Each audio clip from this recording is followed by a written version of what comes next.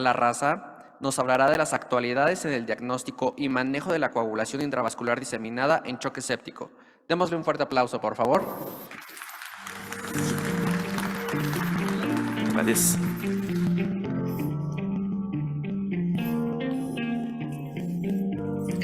Bien, buenos días a todos. Espero que tengan una buena experiencia aquí en el Summit de Coagulación 2023. Bien, ya me presentaron.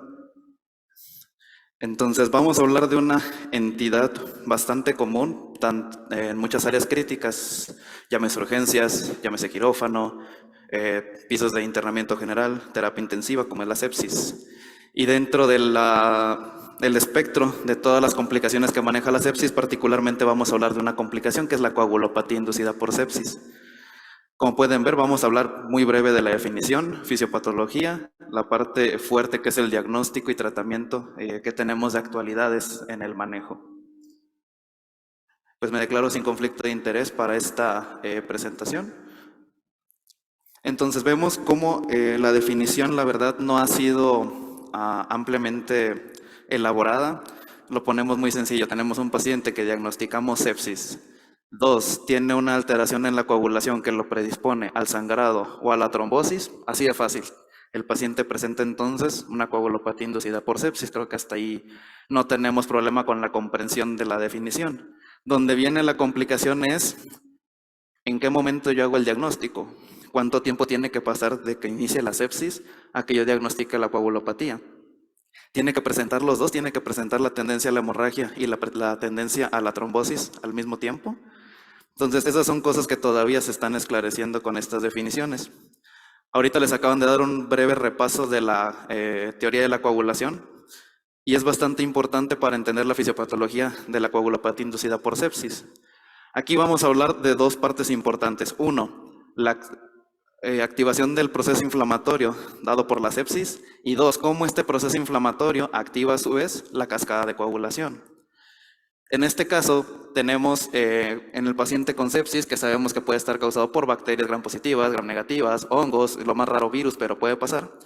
Tenemos activación de diferentes receptores que se van a encargar de traducir esa señal de invasión del cuerpo por un agente patógeno y traducirse en una respuesta inflamatoria.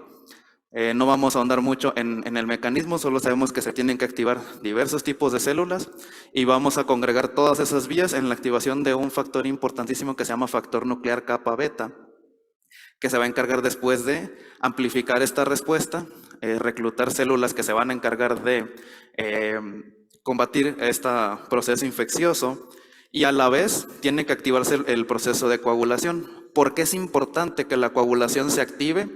Cuando tenemos un paciente con una infección, incluso sin llegar al campo de la sepsis y el choque séptico. Es importante que se active porque la coagulación lo que va a hacer es limitar el sitio donde está el agente patógeno. Se va a comportar la coagulación no tanto como un mecanismo para detener un sangrado o una lesión endotelial, sino para contener al agente infeccioso, para mantenerlo confinado y que ahí las células inflamatorias hagan su trabajo. El problema va a ser, como lo dice la definición de sepsis. Sepsis se define de manera conceptual como una respuesta disregulada, ¿cierto? Del hospedero a la infección con la aparición de la falla orgánica. En este caso, cuando tenemos ese proceso inflamatorio disregulado, es cuando aparece el problema de la coagulopatía. Un proceso que no tiene regulación va a tender o activar la coagulación de más en un proceso, en una variante que va a ser altamente protrombótica, o por el consumo de diferentes sustancias vamos a tener la parte profibrinolítica, un coágulo de muy mala calidad y que aparte se va a romper. Entonces, después de que tenemos la activación del proceso inflamatorio, vamos a tener la activación de la cascada de coagulación. Aquí sabemos que va a haber múltiples sustancias que lo pueden activar, no solo el proceso inflamatorio, pero que también son parte de la sepsis. Por ejemplo, tenemos las catecolaminas, que sabemos que es una respuesta adrenérgica, una respuesta al estrés, que va a tener también actividad sobre las plaquetas, sobre el endotelio vascular. Y finalmente vamos a desencadenar en la formación del trombo, que ya ahorita les explicaron muy brevemente sobre la formación del trombo primario y trombo secundario. Eso va a ser necesario para ahorita entender la coagulopatía inducida por sepsis. Entonces tenemos activación del endotelio vascular, tenemos activación del neutrófilo, tenemos activación de la plaqueta, tenemos activación del monocito.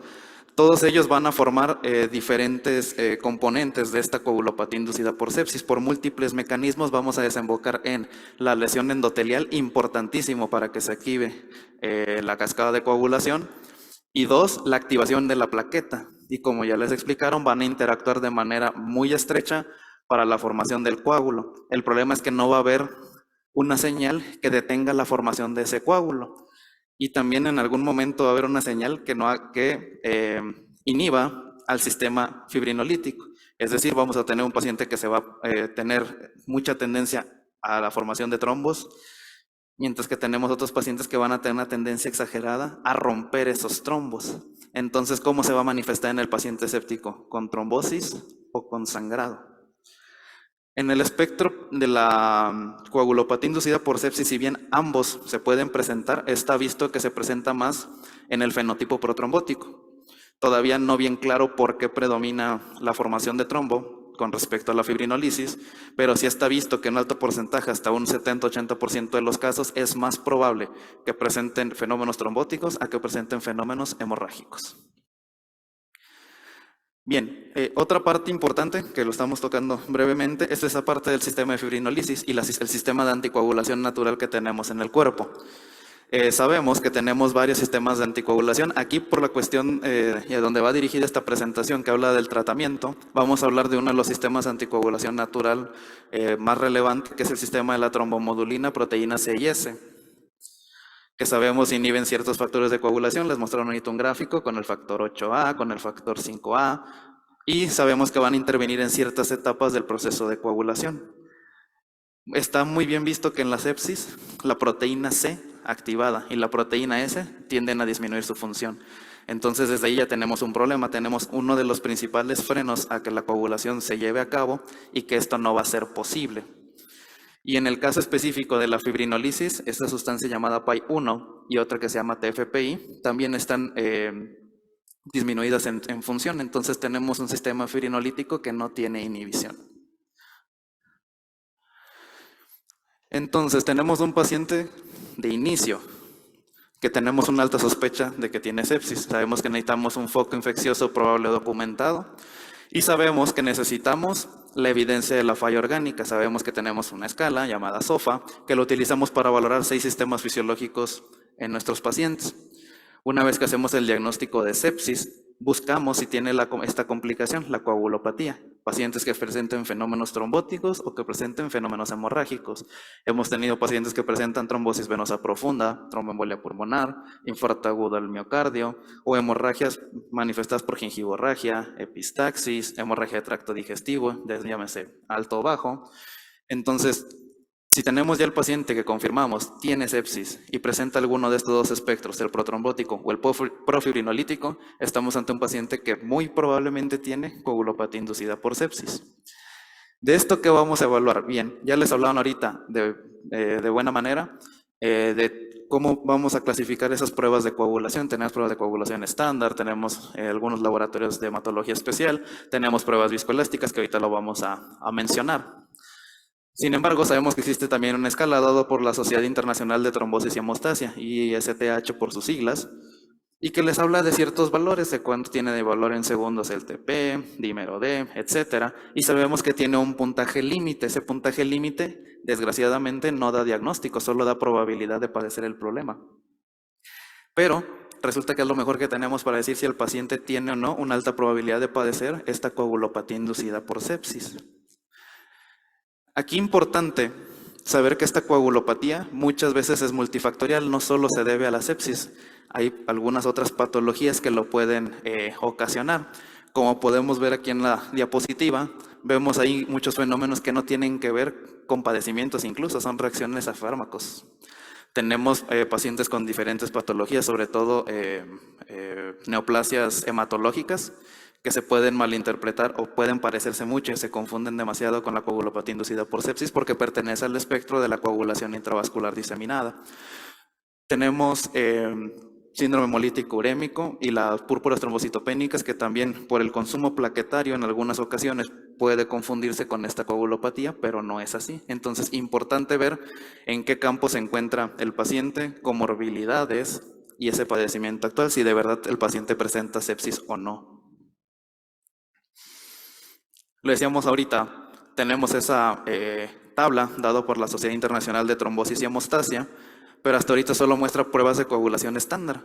¿Por qué será que maneja solo esas pruebas?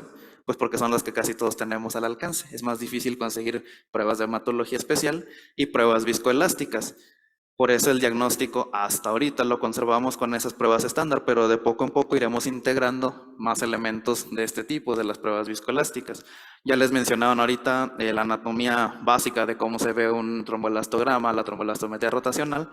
No vamos a entrar en detalle con esas pruebas. Lo que sí vamos a mencionar es qué elementos dentro de esas pruebas son los que nos pueden servir para el diagnóstico o para incrementar nuestro índice de sospecha de la coagulopatía inducida por sepsis. En el caso particular del tromboelastograma tenemos estos tres elementos, el tiempo K, muy de la mano el ángulo alfa y después la amplitud máxima del coágulo. Tiempo K y ángulo alfa, se los comentaban ahorita, tiene que ver con la activación y la función plaquetaria para la formación del trombo primario y después la polimerización del fibrinógeno en fibrina. ¿Suena a un problema que va a tener un paciente con sepsis? Claro, la activación exagerada del proceso de coagulación que va a llevar a que las plaquetas constantemente se estén activando y adhiriendo, ¿sí? Entonces suena lógico también ver que si nosotros tenemos pruebas viscoelásticas como el tromboelastograma, el ángulo alfa y el tiempo K, cuando está prolongado el tiempo y cuando el ángulo alfa está disminuido, nos puede hablar de que puede que el paciente vaya a presentar con alta probabilidad esta coagulopatía inducida por sepsis.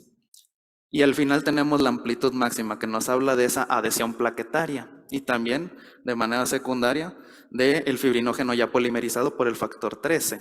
Entonces otra vez tenemos esa interacción fibrinógeno-plaquetas importantísima entre trombo primario y trombo secundario que les mencionaban anteriormente. Entonces, tenemos un tercer elemento dentro del tromboelastograma que nos puede orientar si este ángulo está disminuido en su tamaño, nos puede orientar a que el paciente muy probablemente puede presentar esta coagulopatía inducida por sepsis. Y bien, en cuanto al tratamiento, vemos en esta última actualización de la campaña Sobreviviendo a la Sepsis en una de sus recomendaciones, que para estos adultos que presentan sepsis o choque séptico, lo importante es el control temprano de la fuente. No hay mejor tratamiento para todas las complicaciones de la sepsis que la sepsis no ocurra. Y si ocurre, limitarla de forma temprana. Entonces, aquí hablamos del control de la fuente, llámese tratamiento médico o cuando le implica tratamiento médico quirúrgico. Entre más temprano se hace ese control de la fuente, la probabilidad de que se desarrollen las complicaciones que se asocian a la sepsis disminuye muchísimo. Entonces, la recomendación es clara. Control temprano de la fuente. No hay mejor tratamiento para la coagulopatía inducida por sepsis o todas las demás complicaciones asociadas, llámese miocardiopatía, lesión renal aguda, encefalopatía, que el control propio del foco infeccioso.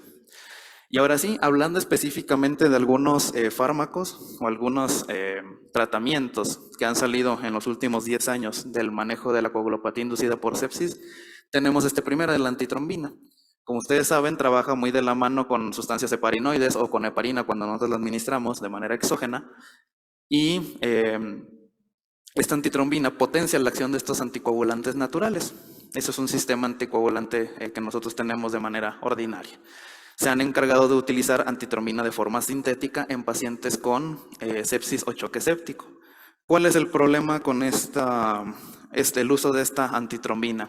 Uno, no están bien caracterizados, por lo menos en estos estudios, el paciente con sepsis o choque séptico, al cuánto tiempo de evolución se hizo el diagnóstico, a cuánto tiempo de evolución se hizo el diagnóstico de la coagulopatía inducida por sepsis, en qué momento se hicieron mediciones de antitrombina natural, en qué momento se administra la antitrombina de forma sintética. Entonces los resultados son bastante confusos, si bien tenemos algunos resultados que hablan de ciertas unidades por kilo, unidades estándar por día, para el manejo de esta coagulopatía inducida por sepsis, hasta el día de hoy no muestran diferencias con respecto a mortalidad ni días de estancia hospitalaria, incluyendo los días de estancia en terapia intensiva.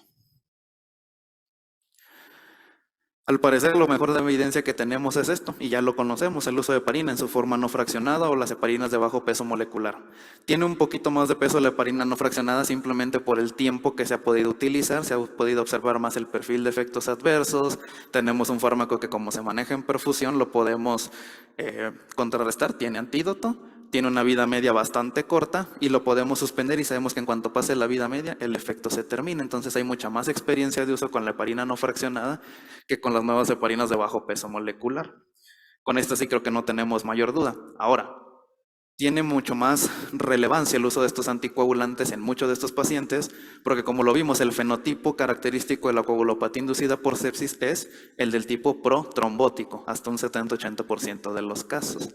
Eso no quiere decir que todos nuestros pacientes ocupen anticoagulación.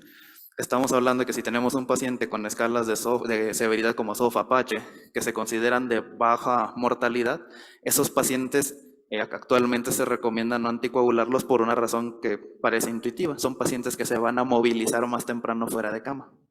Entonces, si tenemos pacientes que vamos a poder movilizar pronto, el uso del anticoagulante pudiera no beneficiar en mucho a estos pacientes.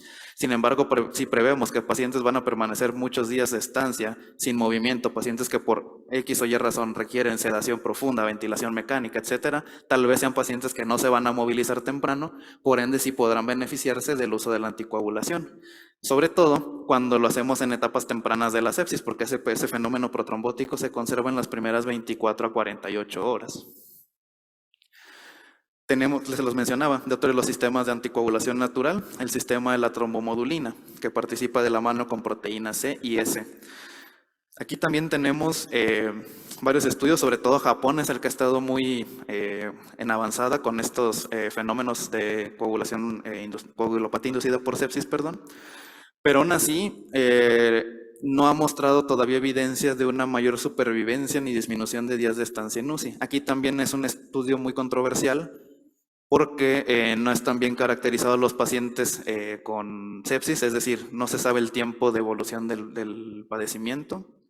Dos, también al parecer hay variaciones entre el foco primario de infección en los pacientes, es decir, no es lo mismo que la sepsis se inicie por una neumonía, por una infección en el tracto gastrointestinal, por una infección geniturinaria, tejidos blandos, etcétera. Entonces también al parecer tendríamos que caracterizar todavía más específico a los pacientes con sepsis o choque séptico. Se ha comparado el uso de la trombomodulina tanto con la heparina no fraccionada o contra el placebo. Pareciera tener resultados prometedores, pero por lo pequeño que es la muestra en estos estudios, no se ha llegado a una conclusión de si este manejo con trombomodulina tiene evidencia de uso para que se estandarice internacionalmente o todavía no. Tenemos, les digo, en Japón es donde más se ha estado llevando el estudio de estas coagulopatías y hasta ahorita no ha demostrado supervivencia a corto plazo, a mediano plazo tampoco. Hasta el parecer, hasta el día de hoy, lo mejor que tenemos es la anticoagulación y, como lo decíamos, el control temprano de la fuente. Como conclusión, esta coagulopatía inducida por sepsis es difícil de identificar. No todos los pacientes es tan sencillo como decir, tiene sepsis y sangró, tiene sepsis que coaguló, como lo veíamos en una de las diapositivas. Existen muchos padecimientos que pueden semejar, parecerse demasiado a la coagulopatía inducida por sepsis, entonces el diagnóstico muchas veces se retrasa. Ahora, también va a dificultar el diagnóstico de esta coagulopatía cuando el paciente se encuentra sedado, cuando se encuentra bajo ventilación mecánica, porque va a ser difícil que el paciente nos comunique si siente alguna molestia y la clínica también nos va a orientar muchas veces a ver, el paciente tiene algún fenómeno de sangrado en alguna parte o el paciente presenta, no sé, vamos a poner ejemplo, dolor en una extremidad porque tiene una trombosis venosa profunda. Entonces eso lo va a complicar otro poquito. Comprende una fisiopatología compleja, lo veíamos, está muy de la mano con el proceso inflamatorio y la sepsis y va a estar después desencadenado por este proceso inflamatorio la activación disregulada de la cascada de coagulación y del sistema de fibrinólisis. Las opciones terapéuticas limitadas y todo concluye en control temprano de la fuente. Si el paciente tiene que ser con un manejo médico agresivo, se tendrá que hacer. Si tiene que ser con manejo médico quirúrgico, también hay que hacerlo de forma temprana para incrementar la probabilidad de supervivencia de esos pacientes. Y por último, la prevención, control primario del fuente de infección. No queda de otra más que de manera oportuna detectar esos focos infecciosos, utilizar el antibiótico que nosotros consideremos el adecuado, dependiendo cuál es ese foco primario de alta sospecha o que ya tengamos confirmado, y después valorar a esos pacientes para ver en qué momento desarrollan complicaciones asociadas a la sepsis. Ya en este caso, hablando de la coagulopatía, pero como vimos hay muchas otras. Bien, con esto concluyo mi participación. Si tienen alguna pregunta, sin mayor problema.